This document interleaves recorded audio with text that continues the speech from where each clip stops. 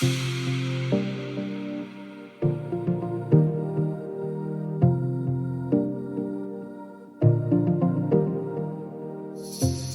and welcome to GreenFleet Talks. My name is Kate Armitage and I'm your host for our discussion today. I'm delighted to be joined by Mark Newberry, Commercial Director for the UK and Ireland at Europcar. Hi, Mark. Hi, Kate, and thank you to you and GreenFleet Talk for having us along this afternoon. It's a pleasure. This is your first outing with GreenFleet Talks, so I hope you enjoy it as much as I'm going to. I'm sure I will. Now, Mark is a spokesperson for sustainability with Europcar Mobility Group. So you and I are going to be discussing sustainability in SME fleets? Yes, that's correct. Yeah. Great. Yeah. I understand that Europcar has recently published a new white paper on sustainability. Can you share a little bit of the background to the paper and what you found? Yeah, of course. So Europcar, we are really passionate about sustainability. But we're also passionate about gathering genuine insight so that we can take the right actions. So we wanted to do some in-depth research, talking to fleet managers up and down the country and across all different organizational types. Because it's really important for us to understand the factors that affect businesses and help them become more sustainable. And in particular, we wanted to find out about the actions SMEs are trying to take to tackle this challenge, but trying to make progress alongside the everyday commercial challenges that you have when you're running a really busy SME. And we want to then use that insight to work with SMEs to develop solutions that help them with the transition, but also actually so we can do things like this, so we can raise the topic of sustainability and use our platform as a mobility provider to debust some of the myths, to share some knowledge and to help the industry tackle the sustainability challenge. Great, thank you, Mark. And I found that SMEs are sometimes particularly difficult to get insight on, because I think you've already alluded to the fact that they're busy doing their day job. So they don't have a dedicated person who's looking at sustainability and all of those great things. So the idea of carbon reduction isn't a new one. What did your study reveal about the current makeup of SME fleets and what steps they're taking? Yeah, and that's an interesting reflection on SMEs. I've worked with SMEs for a number of years now. In my spare time, I'm a charity of a small organisation that has got the profile of an SME. And my father was actually a sole trader, so seeing firsthand how broad the leadership responsibilities are of an SME and everything they've got to contend with, it's interesting. But yeah, some of the insights that we gained across the SMEs that we surveyed around their efforts to decarbonise were really interesting. I think first and foremost, it's important to say that all of the businesses are recognising the need to run a greener fleet. So first and foremost, they understand they want to do something about it. And it was really encouraging to see that the SMEs involved in the study run relatively young fleets. So versus, say, older age vehicles that are naturally more polluting. And in fact, around half of them reported an average age of their vehicles between 1 and 2 years old. So even if they're ICE vehicles, they are more efficient than older ICE vehicles. So it's a good step. But alongside that, nearly half of these SMEs reported having some electric vehicles on their fleet. Tick. Great. And about 5 reported having some hybrids. And so for us, despite the challenges that they're facing, running their business and trying to push through this transition to a carbon reductive business, it's clear that the SMEs are trying to find ways to push through the challenges, and they are trying to make progress. Great. And that doesn't surprise me. I think, it's quite often the case that, at least 1 or 2 vehicles have been brought onto a fleet. And for an SME, that can be a significant number of their fleet. It could be their fleet. It could be their fleet. Yes, indeed. So what's next then? What are SMEs telling you is kind of the next area of mobility that they're going to look at to reduce their impact? Yeah, and I really like this question without being kind of too X factor about it. I like it because it reflects that the transition to a decarbonised fleet is a journey, and there are a number of stages and layers to push through. And the SMEs are in various positions. Some are starting, some are mid transitions, some are further ahead. And so I think, just from a psychological perspective, it's really important that we appreciate that people need to start, and when they start, they need to make progress. And I'm always keen in these conversations to focus on making progress. Progress is better, because there are lots of things that can stop us making progress. But so the most common sustainability target that we found was that just a clear focus on reducing overall carbon emissions. So 30% of our respondents said they are trying to target carbon emissions, they're just trying to reduce them. And then within that, some of the key ways that they were trying to do that. So 29% responded that they were focusing on increasing the volume of EVs in their fleet. So a key way to try and decarbonise was just purely simply, let's get some EVs on our fleet. And 27%, so just under a third really, reported using other forms of mobility, so walking, car sharing, cycling. And so they're all ways of removing ICE miles from the road network, if that makes sense. So diesel engine miles. Now, a quarter of SMEs also plan to reduce business travel in general, so reducing their petrol fleet, increasing public transport, corporate car sharing, and so on. And so when you take traveling, public transport, walking, cycling, car sharing, it's all having a reductive nature. But it also, again, shows the layers and the different ways that you can tackle this problem. So it's not just go and get loads of EVs. EVs help, but also changing the way that you view mobility really helps too. Quite right. And I would totally echo that, because the best vehicle on your fleet is the one that you don't have to buy. And if you're driving savings through looking at other modes of transport, then that could help fill that TCO upfront cost problem that EVs come with. So it might enable, actually doing one may enable the other. Yes. Yeah. Great. So in that context, then, what did your white paper find is holding back SMEs from simply just saying, right, I'm going to go all electric? Yeah, and there are a few issues, and I think as the topic of EVs becomes more mainstream, we're seeing some of the red tops of the newspapers latching onto this topic, and some of the perceived issues are becoming headline news. It's a bit simplistic, because you need to push through that and get to the facts. But in our survey, so there were a few issues that came tonight, and it is clear it's not a right tomorrow. We're going to have a totally green fleet. So 1 in 3 SMEs named ongoing fleet supply issues as being a barrier. So just the shortage of supply, and that's been well documented over the last couple of years. We are seeing that return, and we're seeing that return through both the European OEMs, so vehicle manufacturers, but also some of the Asian OEMs as well. There is more fleet coming, and there's a wider range of electric vehicles coming with different price points too. So progress. So a third also, I guess, admitted having a lack of understanding around the running costs of a hybrid electric vehicle versus an ICE vehicle. And you mentioned the total cost of ownership earlier. There are, I think the thing that people would perceive is that they're more expensive to buy, but you need to look at the total cost of ownership of the vehicle, the running costs, the reduced maintenance costs, and so on. And so I think there's definitely a place where we can help SMEs understand that. So a greener fleet can be financially sustainable as well as environmentally sustainable. Maintenance cost was also another barrier. When you're running fleets, you need to keep your fleet optimized. You need to keep it on the road, and about a third of them again reported kind of having an understanding or a knowledge gap on what it takes to maintain and keep your EVs on the road. The thing that they have heard and kind of mentioned was EVs are higher.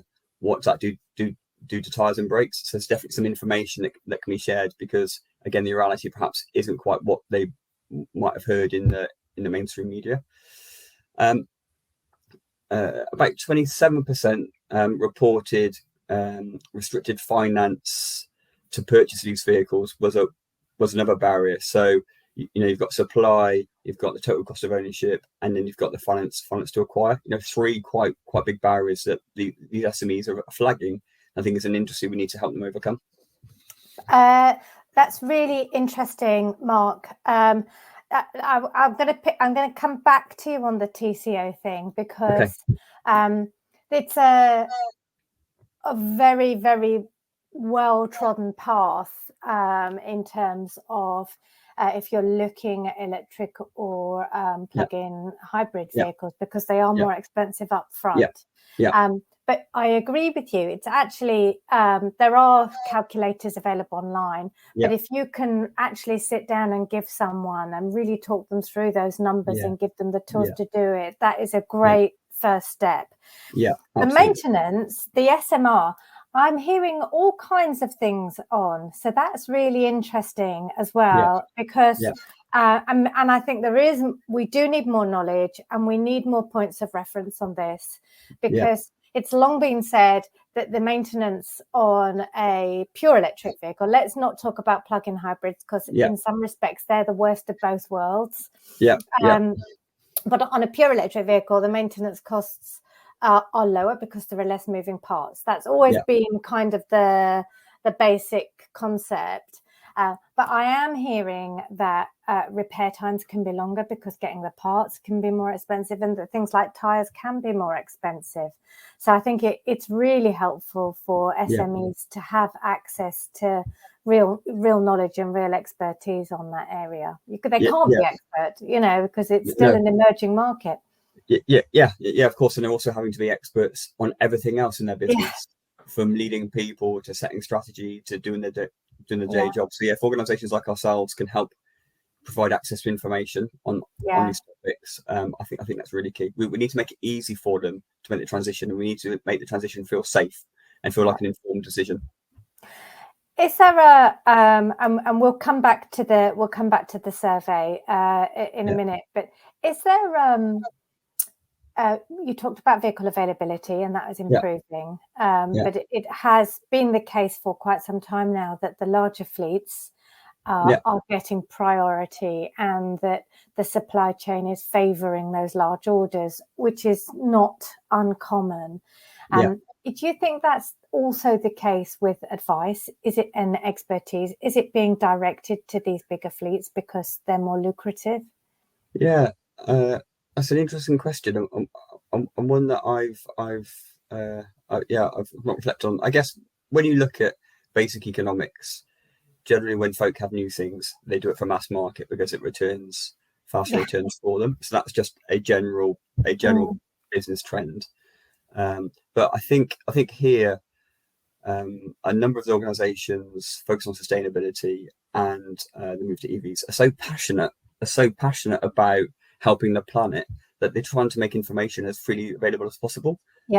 So there are really good websites out there, which I know is time, but there's some really good websites out there that are trying to help make it easy for you. I transitioned to an EV about 2.5 years ago, 3 years ago. I'm not a technologist, and so I probably wouldn't be a profile of an early adopter. And I know there are lots of people who adopted much earlier than I did, but I probably wouldn't fit that profile. But just through my own research, I was able to find out lots of information that really helped me, and I was able to make an informed decision. The vehicle I had was an MG5 because I could fit the kids in the back. It gave me a decent range, and it wasn't as expensive as the rest. Probably the same formula I would have used when I was trying to buy a nice vehicle. So or if you're running a fleet, running a fleet. So I think the information is there, and certainly in our approach to customers, we know that information for SMEs is critical. So we are here to help them in equal share with all of our customers. And I guess because we run a very big fleet, we do get access to vehicles, and that's where we can help SMEs. Great. Brilliant. You can effectively be their buyer, and you can do that for them, and we can take the risk for them. Great. What about this is a topic that that it sometimes is a really hot topic and then it goes away. And I think maybe because of the current economic climate risks coming back again, is this issue of grey fleet, particularly sensitive for SMEs. What do you know? Is this still a challenge for SMEs? Yeah. So firstly, what is a grey fleet? And I'm sure lots of your readers and listeners will know that. But let's just make sure. So a grey fleet is essentially where an employee will use their own vehicle for business related travel. So you work for an organisation, instead of them providing you with a work car, you use your own and you claim back expenses on your mileage and so on. And so it was really clear actually from our survey, 9 in 10 SMEs reported using a grey fleet or as part of their fleet solution. And actually it would seem that the pandemic has contributed to that situation, with over half the SMEs we surveyed saying more employees are using their own vehicles since the start of COVID-19. Yeah. So that is a very interesting dynamic that we need to find a way of combating.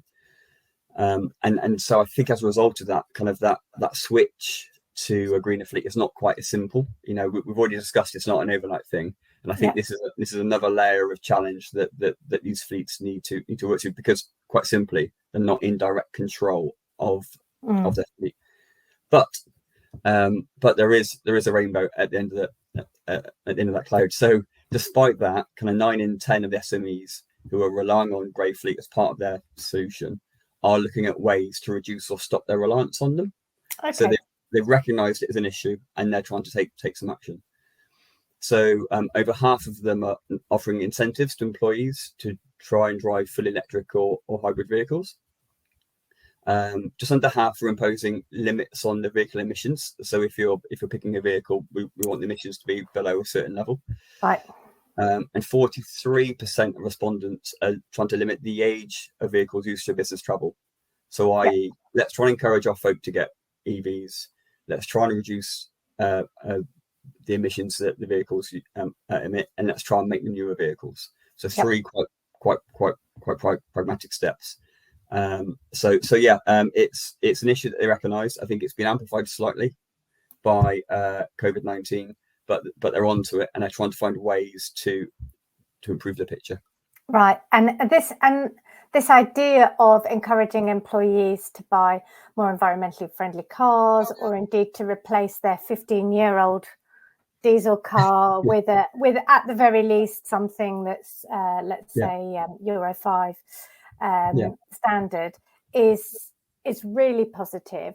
I'm presuming as well that car clubs are another option around that, or possibly even rental for the occasional time when they need. Rental can kind of be that car on demand, and it can be the size that you need it to be. So there are different solutions. So back at the earlier in our conversation, we talked about walking, car sharing, other forms of mobility. And rental being able to provide the solution that you need at the time that you need it is another approach. Great. And so, Mark, in terms of SMEs in general, what is Europcar's role in this transition? Yeah. So it's really important to us. So it's actually in the vision for the business to be a leader who can provide both dedicated and sustainable forms of mobility. So right from the top down and across the organisation, it's what we're really passionate about doing. So we are finding that businesses are looking to find ways to work around their challenges, and buying new vehicles, and renting vehicles is a solution. So we can provide SMEs with access to the newest, more efficient and environmentally friendly vehicles. We do the buying for you, we take the risk, and we provide a range of vehicles that SMEs can access. So it's a really good way to try before you buy. If you've not driven an EV, if you're worried about the range or the load you can carry, all that stuff that's now hitting the media, come and find out for yourself. I find that, again, not technologist, I find the transition pretty easy. it was just like driving a car, and you kind of have a fuel tank that's a battery tank, and you just kind of get used to it. So it's a great way of trying before you buy. I think because it's commitments free. You're not tied into a really long-term lease, so you're not tied into an acquisition. So I think it gives you more control as an SME over your cash flow. Yeah. It could be short-term, so it gives them flexibility, I think. And yeah, it's just a great way. It's a great risk-free way. It's a great risk-free way to start the transition. And we're seeing that already. We're seeing organisations who will come in and try one, and they might have one or two, and then the order book slightly increases because they can see the benefits. Yeah. And so we're taking a lot of care to help them make that transition, to look after them, and then hopefully we can encourage them on that journey. And de-risking is so important, I think, especially at the moment. We've got a lot of economic uncertainty. Maybe there's a lot of staff churn, and the bigger fleets, if I take them as my point of reference, if they have an employee with a company car who leaves, and let's say it was an electric car, undoubtedly they can reallocate that vehicle to someone else. But it may not be, in an SME where you've got fewer staff, that it may not be as easy to do that. Yes, yeah, exactly that. And so rental gives you that flexibility that you can size your fleet to the size of your workforce. And we know that turnover can be tight. There are commercial challenges when you're running an SME. Cash flow is so important. People often talk about profit, but it's cash flow that's often the thing that impedes an SME. And so rental is a great solution for them across cars and vans. Brilliant, thank you, Mark. Now we've talked about SMEs a lot. Yes. You're a sustainability ambassador for Europe Car. Indeed, yeah. So tell me, what is Europe Car doing in this space to become more sustainable? So I've already talked around how it's in the company vision, but you've got to do stuff. We can all talk about it, but you've got to do stuff, and we are doing stuff. So as an organisation, we are in 140 countries across the world. We're a global organisation. We've got a big fleet, so we've got therefore big responsibility to take some action. So we've got a one sustainable fleet programme. That's got a key target to have 20% of our global fleet as being green vehicles by the end of next year. Okay. And so it's a big fleet, and so that is a big number of vehicles that we are sourcing, that we are taking customers on the journey into transitioning into EVs, that we're managing the charging of and so on. So it's a big move across lots of countries, but and each country has got its own target. So we are pushing hard. We're also applying sustainability targets to our day-to-day operations. So the fleet's the big thing, but there are other things that we can do to reduce our carbon footprint. So there's a few small examples. So we offer a delivery and collection service. We can deliver your vehicle, and we can collect the vehicle.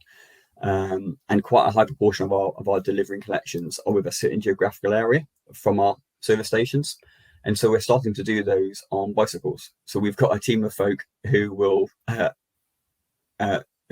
collect, they'll go out with the keys and they'll collect the vehicle. So we are finding innovative ways to just reduce carbon, reduce miles, reduce carbon.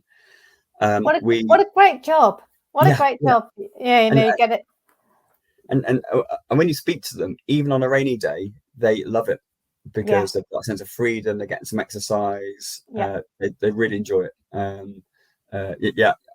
I have commuted on my bicycle to work for longer than I've driven, both in Bristol and where I live now. And it's great.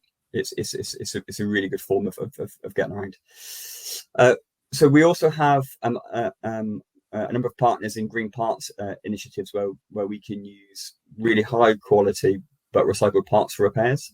So that's a very sustainable way of approaching things. We've doubled the number of our sites with EV chargers. We have lots of locations up and down the country. We've doubled them, and we're doing more this year and more next year. So as our GreenFleet expands, we need more charging capability. I was going to say that's going to be ongoing, isn't it? Because once you Yes. hit your 20% at the end Yeah. of next year, there'll be the next target. Yeah. And we're starting to explore. So you've got the chargers. Let's make sure we've got green energy going into the chargers. Yeah, How do you get solar? How do you catch the sun, store it, use it to run your fleet, etc. We do hybrid working, so I'm at home today. I'm not in the office. So all those incremental things reduce miles and carbon. Yeah. And also our people. So 90% of our staff who have work vehicles have EVs. So it's important that they drive them, live them, understand them, and then when we're trying to help customers with them, we're really informed. And finally, I think there's lots to learn, isn't there, around sustainability? And there are people who are going to be experts, and when you try to learn and talk about it, you can perhaps feel a bit intimidated because you might not have all the right language or know all the right info. And again, back to the psychology thing I mentioned at the start. It's all about progress. So we're doing EV and sustainability training with all of our people. So we're giving them a level of knowledge that makes them feel really comfortable with and confident around talking about sustainability, and obviously around EVs.